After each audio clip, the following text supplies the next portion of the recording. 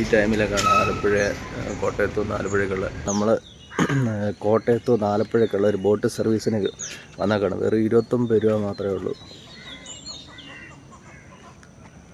നമ്മൾ രാവിലെ പോകുന്ന 6:45 പോകുന്ന സർവീസിനാണ് വന്നേക്കുന്നത്.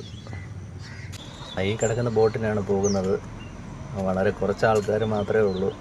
രാവിലത്തെ ഈ ടൈം ആയതുകൊണ്ടായിരിക്കാം വളരെ കുറച്ച് ആൾക്കാരുള്ളൂ. അതുപോലെ ഇന്ന് അവധി ദിവസമാണ്, സാറ്റർഡേ ആണ് പോകുന്നത്. അങ്ങനെ നമ്മുടെ ബോട്ട് സ്റ്റാർട്ടായിട്ടുണ്ട്.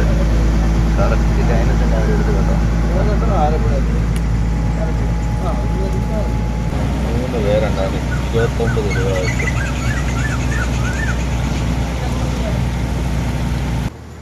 ബോട്ട് പോകാൻ വേണ്ടി പാലെങ്ങനെ പൊക്കി കൊടുത്തിട്ടുണ്ടോ?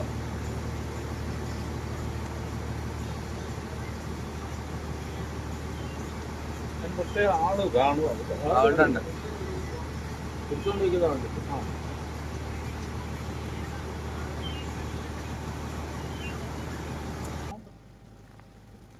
ഏകദേശം 5 കിലോമീറ്ററോളം നീണ്ടു കിടക്കുന്ന കനാലിൻ്റെ ഇരുവശത്തുമുള്ള ഗ്രാമങ്ങൾ, വലിയ തടാക വയലുകൾ, തടാകക്കരയിൽ നിർമ്മിച്ച ചിത്തിരപ്പള്ളി, ഹോളണ്ട് സ്കീം കൃഷി ചെയ്യുന്ന 6 ബ്ലോക്ക്, വേമ്പനാട് തടാകം, തടാകങ്ങളിൽ വിവിധ ജോലികളിൽ ഏർപ്പെട്ടിരിക്കുന്ന വേമ്പനാട് തടാകം, മനോരമ ചർച്ച്, റൗണ്ട് ലേക്ക്, നെഹ്റു ട്രോഫി വള്ളംകളിയുടെ ഫിനിഷിംഗ് പോയിന്റ്, ഇത്രയും സ്ഥലങ്ങളാണ് ഈ യാത്രയിൽ കാണുന്നത്. ആലപ്പുഴ ജില്ലയിൽ ആസ്ഥാനമായി 1968 സംസ്ഥാന ജലഗതാഗത വകുപ്പ് രൂപീകരിച്ചത്. ഡയറക്ടർ വകുപ്പിൻ്റെ തലവനാണ്. രൂപീകരണ സമയത്ത് ആലപ്പുഴ, കോട്ടയം, കൊല്ലം ജില്ലകളിൽ മാത്രമായിരുന്നു സർവീസ് പ്രവർത്തനം. അന്നത്തെ എല്ലാ പ്രവർത്തനങ്ങളുടെയും നാഡീകേന്ദ്രം ആലപ്പുഴ ആസ്ഥാനമായിരുന്നു.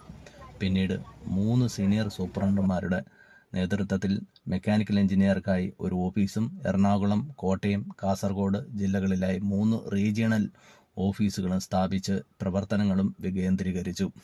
ഇപ്പോൾ വകുപ്പിന് താഴെ 13 station ഓഫീസുകളുണ്ട്.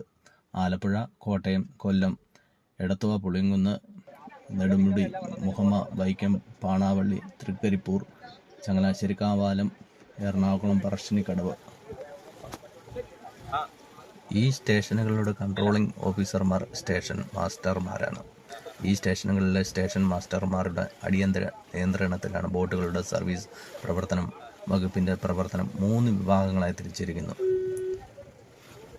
Management, operation, repair and maintenance. Management വിഭാഗം അഡ്മിനിസ്ട്രേറ്റീവ് അസിസ്റ്റൻറ്റിൻ്റെ ഉടനടി നിയന്ത്രണത്തിലാണ്. ട്രാഫിക് സൂപ്രണ്ടിൻ്റെ കീഴിലുള്ള ഓപ്പറേഷൻ വിഭാഗവും mechanical engineer, dock and repair വിഭാഗത്തിന് കീഴിലുള്ള റിപ്പയർ ആൻഡ് മെയിൻ്റനൻസും മൊത്തത്തിൽ ഡയറക്ടറുടെ നിയന്ത്രണത്തിലാണ്. കാലങ്ങളായി ഡിപ്പാർട്ട്മെൻറ്റ് യാത്രക്കാരെ കൊണ്ടുപോകുന്നതിന് പരമ്പരാഗത തരം തടി പാസഞ്ചർ ബോട്ടുകൾ മാത്രമാണ് ഉപയോഗിക്കുന്നത്. ഇപ്പോൾ സാങ്കേതിക വിദ്യയുടെ പുരോഗതിക്ക് അനുസൃതമായി വകുപ്പ് ആധുനിക സ്റ്റീൽ പാസഞ്ചർ ബോട്ടുകളുടെ ഉപയോഗത്തിലേക്ക് മാറിയിരിക്കുന്നു. ഈ വകുപ്പിൻ്റെ പ്രവർത്തന മേഖലയിലെ റോഡുകളുടെയും പാലങ്ങളുടെയും വികസനം മൂലം നേട്ടമുണ്ടാക്കുന്ന റോഡ് ട്രാഫിക്കിൻ്റെ രീതിയിലാണ് വകുപ്പ് ഇപ്പോൾ നേരിടുന്ന മത്സരം. വേഗമില്ലായ്മയാണ് പ്രധാന തടസ്സം. എന്നാൽ റോഡ്, റെയിൽ ഗതാഗതവുമായി താരതമ്യപ്പെടുത്തുമ്പോൾ ജലഗതാഗതത്തിൽ ഗണ്യമായ സമ്പദ് വ്യവസ്ഥയുണ്ട്. മാത്രമല്ല ഇത് കൂടുതൽ മലിനീകരണ രഹിതവുമാണ്. നിർഭാഗ്യവശാൽ യാത്രക്കാർ സമ്പദ് വ്യവസ്ഥയേക്കാൾ വേഗതയാണ് ഇഷ്ടപ്പെടുന്നത്. ദിനം പ്രതി റോഡുകൾ ഗതാഗതക്കുരുക്കിൽ വലയുകയാണ്.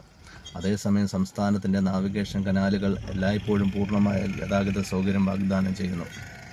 ഈ സൗകര്യം നിലനിൽക്കുന്നിടത്തോളം ജലഗതാഗത വകുപ്പുമായി സഹകരിച്ച് പ്രവർത്തിക്കും. സംസ്ഥാനത്തെ വിവിധ സർക്കാർ വകുപ്പുകളിൽ ഒന്നാണ് സംസ്ഥാന ജലഗതാഗത വകുപ്പ്. ആലപ്പുഴ, കോട്ടയം, കൊല്ലം, എറണാകുളം, കണ്ണൂർ, കാസർഗോഡ് ജില്ലകളിലെ വെള്ളക്കെട്ടുള്ള പ്രദേശങ്ങളിലെ നിവാസികളുടെ ഗതാഗത ആവശ്യങ്ങൾ നിറവേറ്റുന്നതിനായി ഇത് നിലകൊള്ളുന്നു.